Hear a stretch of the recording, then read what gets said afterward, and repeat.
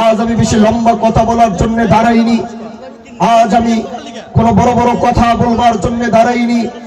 আজ দাঁড়িয়েছি সেই আশাটুকু নিয়ে, সেই চাওয়াটুকু নিয়ে যেটা আমার পূর্বপুরুষরা এই দেশের জন্য, জাতির জন্য, ইসলামের জন্য যেই ভূমিকাগুলো তারা রেখে গিয়েছিল, এক এক করে যখন তারা চলে গিয়েছে তখন এই দেশের মানুষ মনে করেছিল হাজী শরীয়তুল্লাহর এই প্রদীপ হয়তো নিভে গিয়েছে, এই বংশের আওয়াজ হয়তো নিভে গিয়েছে, হাজী শরীয়তুল্লাহদের ইনসাফের এই আওয়াজগুলো মনে হয় বন্ধ হয়ে গিয়েছে।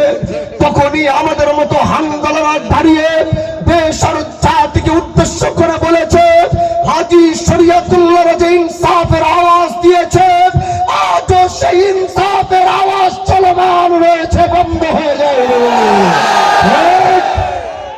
বন্ধু আমার, এসেছিলাম এই মাটির, যেই মাটির উপরে দাঁড়িয়ে কথা বলছি, আর যেই মানুষগুলো আমার সামনে কথা শুনছেন, আমি তাদেরকে বলতে চাই, আমি হানজালা 250 বছরের ঐতিহ্য নিয়ে মাটির উপরে দাঁড়িয়েছি।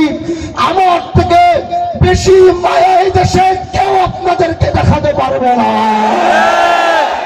এই দেশের প্রতি হাজী শরীয়তুল্লাহর বংশধরের যে ভালোবাসা, এই মাটির প্রতি বংশের যে রেখে যাওয়া আমানত, আজ সেগুলো ধারণ করার জন্য দাঁড়িয়েছি।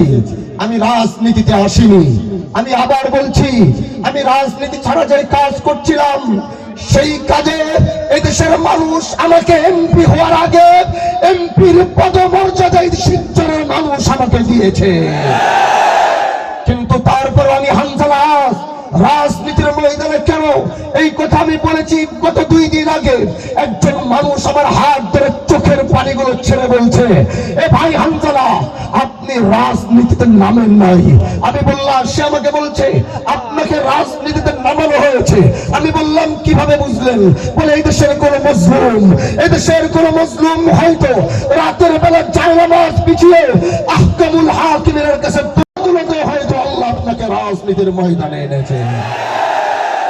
ও শিবচরের মানুষ আমার, আজ দাঁড়িয়েছি গোটা শিবচরের যুব সমাজ পঙ্গপালের মতো আজ যেই ভালোবাসা হানজালাকে দিচ্ছে, আজ এই শিবচরের মুরব্বীরা যেই ভালোবাসা হানজালাকে দিচ্ছে, আজ প্রত্যাহারের মা বোনেরা যেই ভালোবাসা হানজালাকে দিচ্ছে, 12 তারিখে যেই আমানত রিকশার প্রতি আপনারা সিল দিবেন, হানজালা আপনাদের প্রত্যেকটা সিলের আমানতের রক্ষা করবে।